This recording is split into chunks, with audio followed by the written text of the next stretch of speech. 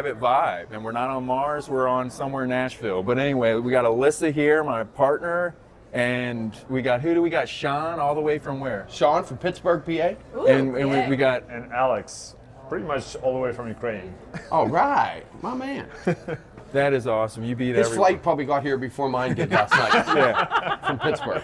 And so we're really lucky to have Shawn, who's, tell us about what you do as a pharmacist. We met a while ago, Yeah. huh? But never. It's like Tinder. We're like a Yeah. Tinder date. Oh my God, I love this. We met on the internet. Should we walk away? haven't Maybe talked. Wait, Alex did and I you should just leave swipe you it? This is alone? the first time Did you I swipe ever him met. off? I swiped him a yes. I went right on him. I went right on Mike. Listen, I have a pharmacy in Pittsburgh. We specialize in seniors, medication adherence, aging at home. Like the buzzwords in pharmacy today are aging at home. How do we keep people at home longer? Pharmacy can be a big driver of that, right? Yeah. Pharmacy deserts, another big buzzword in pharmacy.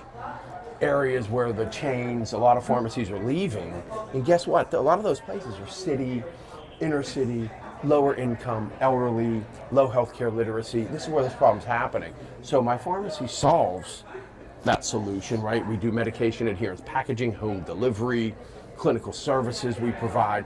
I'm at Vive this next couple days because I'm looking for the secret sauce that kind of I can lump in with pharmacy, my pharmacy specifically, to make it a little more sexy.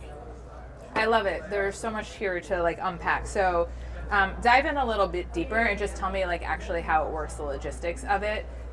So we enroll a patient. Okay. All right, we get a referral from a home care agency, a doctor's office, even to some extent the health plans in the Pittsburgh neighborhood that's pretty health rich. Okay. But they'll call and say, hey, I have a patient, Mrs. Jones, 80 years old, 10 medications, no family to help her out, lives in a senior high rise in the city, doesn't have access to, barely has access to social determinants of health, like food and safety and stuff like that. But we need her medication. We need some guidance and assistance with her medication. So we enroll the patient. We put their pills in if you think of the Monday through Sunday pill packs that maybe everybody uses for their parents or grandparents, whatever. Sure. It's that, only we fill it at the pharmacy. That keeps grandma from giving grandpap her pills and her taking grandpap's pills. So we put that in a blister pack of breakfast, lunch, dinner, bedtime dosing. Okay. We deliver them to the patient's house, and we're continually communicating with them. Hey, how do you feel? Hey, Or the phone? have you been to the doctor? Yeah. We initiate them every week. Every 2 weeks, we call them with a phone call. Hey, how are you? Have you been to the doctor? Are there any changes we need to know about? If not, then the cycle just repeats itself, and every 28 days they're getting another package. And then what we really do to sweeten the deal is wrap around some clinical services. We work with some of the health plans in our area through a parent company called CPESN, the Community Pharmacy Enhanced Service Network. Pennsylvania's chapter is the PPCN, Pennsylvania Pharmacy Clinical, PPCN. Pennsylvania Pharmacist Care Network. And the health plans pay us to offer services to these people, home vaccinations, blood pressure monitoring, COPD education, right? So we're wrapping traditional like blue collar pharmacy with clinical services to get it to these people at home that really lack it, right? These are the people that cost. These are the 20% of the population that cost 80% of the healthcare dollars. Right. So how do we fix that? And that's what we work on. It's amazing on so many levels, and I love Alex's question because I was curious too, if you were dealing with the elderly population, how, tech sometimes can be like a huge barrier also. And you have to ease into that, right? And that's why we're here. That's why I'm here. What can they accomplish? We're working now with a company that's here, Synchronics. Okay. Tamar and her company, it's basically an app that reminds you to take your medications. Right. Only we at the pharmacy have a dashboard behind it so I can monitor it. So at the end of the week, I'll be able to see who took their meds and who didn't, and kind of yell at the people that haven't. Yeah. So can you share some stats, like you see the increase in adherence? I don't have those yet. That's what we're accumulating with this software now. I'm going from a traditional, blue collar pharmacy. Yeah, we put the pills in a pretty package, but now this is like next level stuff when we can do the monitor medication adherence, which is huge for physicians, huge for health plans. It's huge for the patient. One thing you got to remember is that the health plans, taking care of the patient, they have to survive and do their thing first. Yeah. So they need assistance in taking care of the patient, right? But what we do through improving adherence, obviously that helps the patient first and foremost because now they're taking their meds. Right.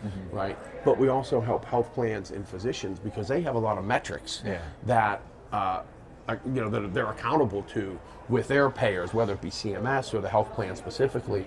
So we're able to improve at least the medication adherence metric for people that matters to. Yeah.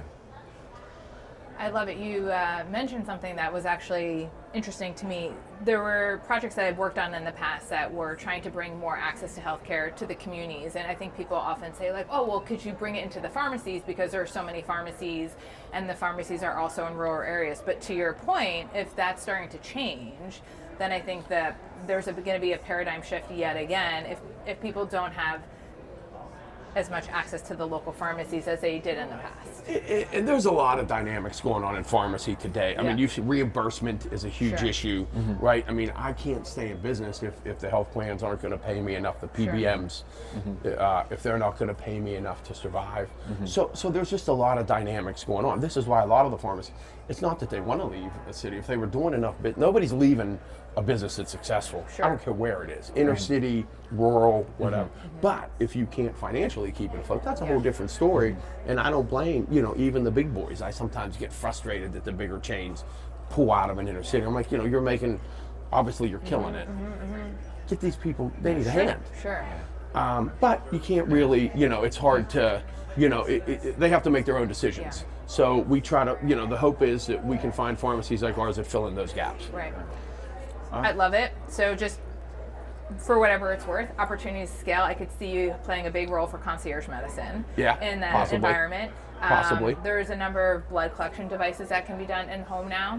And so I think helping with the blood collection could be a huge piece. And then always my shout out to pediatrics. There's plenty of medically complex Any clinical kids services that we can really wrap nice. around have value, right? The packaging is great for autistic kids on a lot of medicine or HIV patients. It's not just seniors that can benefit from adherence packaging and a suite of clinical services. Love it. Do we have time for one more question? Yeah, the last question. So, there are a lot of talks right now about trying to get rid of PBMs with all the cost. Oh man, you're a man of my. I love it. Give me more. Give me more. I give you the soft question. Do you consider working with cost plus drugs company by Mark Cuban to kind of lower down the prices for meds? So yeah, for sure. And I even have friends that have cost plus pharmacies at a smaller scale, like an independent community pharmacy level, where that comes in. And I think that I'm pretty sure people above my pay grade have had talks with Mark Cuban. But here's what Mark Cuban should do: is take these independent small neighborhood pharmacies and ship them the medicine. Don't ship it direct to the person. Ship it to me. Yeah. Now here's what I'm gonna deliver it if I need it delivered to the patient if they can't get it. But I'm also going to do the counseling and the touching. They trust me. Not that they don't trust Mark Cuban, but Mark Cuban doesn't have the access that I do. They're in my store, they're in independent pharmacies every day, unfortunately buying cigarettes and lottery tickets. But the point is, they're in those pharmacies. I have access. You see them. And that's where they like. So you're like the extender. You would be extending the level of care. Send it to That'd me. be great. I'll do the consulting. Cool. This way, you pay me a nominal fee for but this way, I'm not stocking the drug either. So I don't need $1,000. I don't have to take $1,000 out of my pocket and put a drug on my shelf. He's sending it to me. And for $20, I'm going to communicate with this patient the importance of taking this medication. So it's a team effort. Well, this sounds like we got to have another topic, a longer deep dive on how you can make cost plus really realized. Yeah, there's certainly an opportunity in cost plus. It is. It's just people are slow to. It's just hard to get people. The learning curve for people is tough. If people know what they know, they're not willing to change, and they want to copay. And what do you mean I got to pay for it? What do you mean it's not covered, right? Well, Shawn, it's been awesome having you on. You got today. it, buddy. I appreciate you having it. Yeah, cool. Thank you. I'm going to be back when you have the alcohol here. What time's the free alcohol? Yeah. I'll be back for the free wine.